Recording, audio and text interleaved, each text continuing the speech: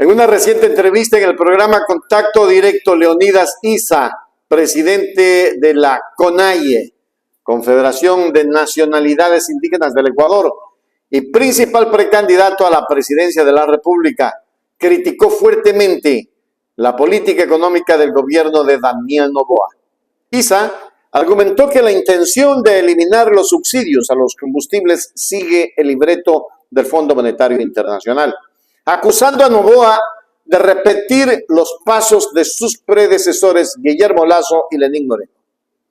Según Issa, Noboa no gobierna de manera independiente, sino que actúa bajo las directrices del Fondo Monetario Internacional, lo que, en su opinión, no beneficia a la mayoría de los ecuatorianos. Vamos a mirar. Yo creo que el tema de los subsidios no ha sido una agenda política para que haya fortalecido o no un cierto sector del movimiento, sino ha sido una demanda sobre las crisis económicas que vivimos los ecuatorianos. Y eso ha sido una continuación del gobierno de Lasso, de Moreno, Lasso y ahora Noboa. Lo que tiene que quedar claro para el pueblo ecuatoriano es que es el mismo libreto impuesto por el Fondo Monetario Internacional. En este país, Noboa no gobierna. Él simplemente es un muchacho adiestrado por el Fondo Monetario Internacional, a la cual está obligado a cumplir con los ofrecimientos. Hoy que el gobierno advierte que analiza la posibilidad de ir hacia una focalización de los subsidios, ¿ustedes siguen considerando válidas la mecánica de las protestas de 2019 y de 2021? Todas las formas de lucha, incluido en las calles, cuando el pueblo está sintiendo hambre, cuando el pueblo no puede acceder a un empleo, cuando el pueblo no puede acceder a una alimentación, y encima de eso vienen con imposiciones del Fondo Monetario Internacional, las luchas se vuelven dignas. En ese sentido, creo importante, la Constitución de la República, artículo 98, da garantía para que podamos luchar, resistir frente a las imposiciones que van en contra de nuestros derechos. Antes de tomar una decisión de lucha o de resistencia, ¿contemplan ustedes la posibilidad de dialogar con el gobierno para conocer en detalle en qué consiste la propuesta que se está desarrollando? Primero, el gobierno, si escuchamos a todas las entrevistas de los voceros del gobierno, no están pensando en la focalización. Ellos ya han dicho que no van a hacer aquello, sino van a generar, ¿no es cierto?, una política general para la eliminación de los subsidios. Lo que están pensando es en una política de compensar a los sectores menos favorecidos, lo cual va a ser tremendamente desastroso para el país. Y en ese sentido, la reacción del sector popular en este país no creo que queda otra vía.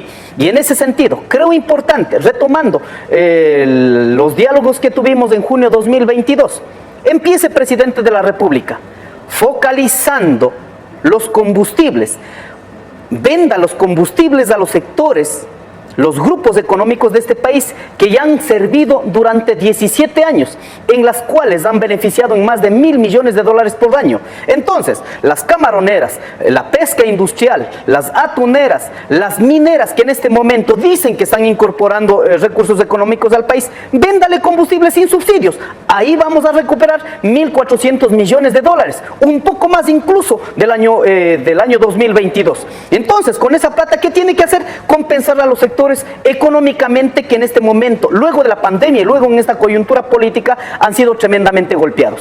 Pero le preguntaba, ingeniero, si es que están dispuestos ustedes a dialogar con el gobierno, ¿se sentarían en una mesa para conversar sobre esta propuesta, por ejemplo, que acaba de señalar? Esta propuesta ha sido ratificada en los diferentes momentos políticos, económicos de este país. De nuestra parte, absoluta apertura, no solo con este gobierno, ni con el gobierno de Moreno, ni gobierno de Lasso, gobierno de Correa y todos los gobiernos. Nuestra voluntad de diálogo. Quienes han ido en contra de estos procesos, los mismos gobiernos de turno. En ese sentido, lo que hemos escuchado del gobierno nacional, en lugar de convocar a una unidad para resolver los problemas más latentes del Ecuador, lo que hemos escuchado es insultos e incluso intentando vincular con el narcotráfico las luchas. Eso no es un elemento básico para el diálogo. Realmente el presidente de la República no le interesa el diálogo. Pachacuti, que lo ha emocionado a usted como precandidato a la presidencia de la República, y entonces pues su nombre vuelve a sonar, como ocurrió en el 2021, como ocurrió en el 2023, como una probabilidad para integrar la papeleta. Lo cierto es que a la hora de la verdad usted ha terminado declinando por distintas razones. Ahora, ingeniero, ¿será que se repite esa historia? Bueno, somos sociedades colectivas, aquí no depende de la voluntad individual de Leonidas Issa. Creo que en este momento no es importante hablar de una candidatura, es importante hablar de un programa de gobierno, convocar a los sectores populares, a la izquierda, al progresismo, que realmente podamos pensar en el país y combatamos la implementación de las políticas neoliberales. Creo que ese es lo más importante. Ahora, sobre la bueno, pero también es importante, ingeniero, si es que usted quiere o no quiere. Eso cuenta sí, también. Efectivamente. ¿No? Sí, efectivamente. Luego de la definición del 8 de junio, al finalizar esta semana, luego sentaremos todas las autoridades de los pueblos y nacionalidades y daremos a conocer finalmente cuál es la postura que hemos tomado frente al campo electoral. Ha dicho que él es de centroizquierda, pero asumo que él no está invitado a esa unidad. Bueno, lo que tenemos que ver es que el presidente Noboa en este momento está gobernando sobre las mentiras. ¿Usted cree que Daniel Noboa es de centro izquierda o centro derecha? Por favor, tendríamos que estar limitados para creer semejante cosa. Lo que ha instalado es el señor Noboa es simplemente gobernar sobre las mentiras. Y lo que ha hecho del país en este momento es utilizar el poder que tiene para garantizar sus negocios, de su familia, de sus amigos, y lo que está haciendo es negocio en este país, no está gobernando para el pueblo ecuatoriano. ¿Y cuál es la visión que tiene usted, ingeniero, para hacerle frente, por ejemplo, al narcotráfico? En el país hay 22 organizaciones a las que se la ha catalogado como narcoterroristas. ¿Cuál es la propuesta que tiene su organización, que tiene usted para combatirlas?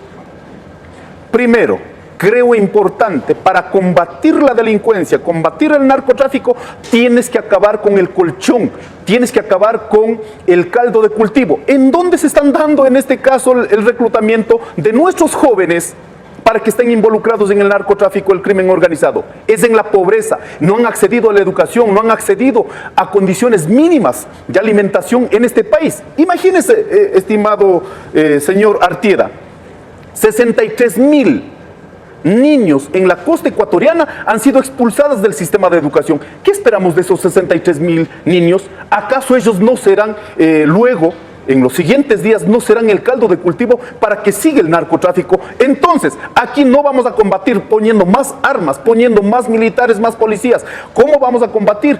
Simplemente tenemos que dar opciones de vida a un sector de la población ecuatoriana que está tremendamente empobrecida, en donde ha sido el caldo de cultivo. Pero aquí lo que han utilizado, la inseguridad, es simplemente un pretexto político para garantizar sus negocios. Pero la inseguridad en este momento no ha cambiado. Por lo tanto, queda demostrado que en este país no existe el famoso Plan Fénix. Y si es que lo hubo, fue de mentiras. Usted dice no más armas, no más policías, no más militares, pero tampoco menos, asumo. Tampoco menos, hay que mantenerla. Aquí creo que hay que hacer 4 cuestiones. Primero, se debe garantizar, el sistema de seguridad debe asumir el Estado, no puede dejar a libre albedrío el que haga o no haga. Segundo, debes de toda la infiltración en el Estado ecuatoriano que tienen policías, en militares, instancias públicas, tienes que limpiarla, pues. ¿De quién corresponde? ¿Del quién está comandando? Más seguramente, ¿no será que están beneficiando de esta infiltración en los diferentes estamentos del Estado? ¿Acaso no están beneficiando para enviar la droga a los diferentes países? ¿Por qué no han golpeado, en este caso, quién está manejando las aduanas? ¿Por qué no han golpeado la exportación de la droga o hacen los desentendidos? Un cuarto tema, control de las cárceles. Control de las fronteras. El control de las fronteras, si no has limpiado la policía, los militares simplemente van a seguir. ¿Cómo tienes que hacerlo?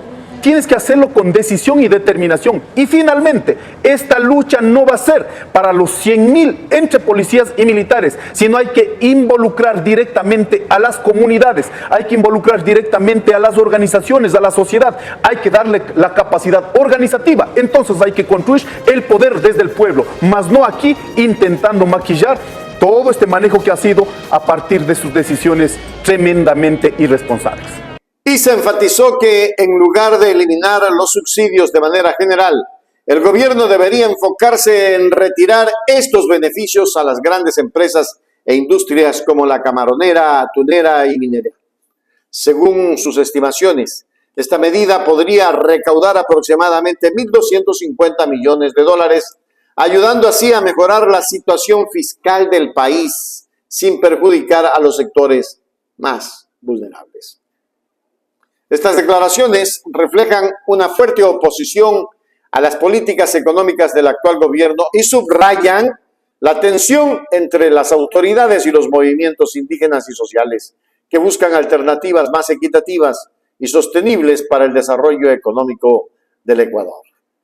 Sí, y es que en realidad necesitamos tener sostenibilidad económica, pero ¿ustedes creen que se pueda lograr o que Leonidas Issa llegue solo a una presidencia? Me dejan en los comentarios. Por favor, suscríbase ahora. El canal de la información.